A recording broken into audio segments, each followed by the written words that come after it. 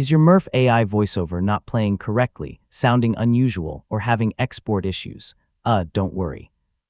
In this tutorial, I'll show you how to fix common Murf AI audio problems in 2026 with a few simple troubleshooting steps. First, open the project that's causing the problem. Review your script and voice settings to make sure everything looks correct. If you've recently made changes, regenerate the voiceover so the latest edits are included. Next, make sure the correct AI voice is selected and preview the audio inside Murf AI. If the voice sounds different than expected, try selecting it again or compare it with another available voice to see if the issue continues. If the audio won't play or takes too long to generate, refresh your browser and make sure your internet connection is stable. You can also clear your browser's cache or try using another supported browser to rule out browser-related issues.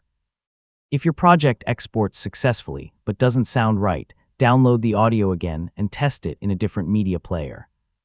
This helps determine whether the issue is with the exported file or the software you're using to play it.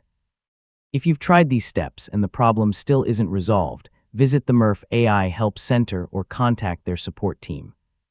So include details about the issue, any error messages you've seen, and the troubleshooting steps you've already completed. And that's how you can fix the most common Murf AI audio problems in 2026. In many cases, checking your project settings, regenerating the audio, or testing the exported file is enough to solve the issue. Thanks for watching, and I'll see you in the next tutorial.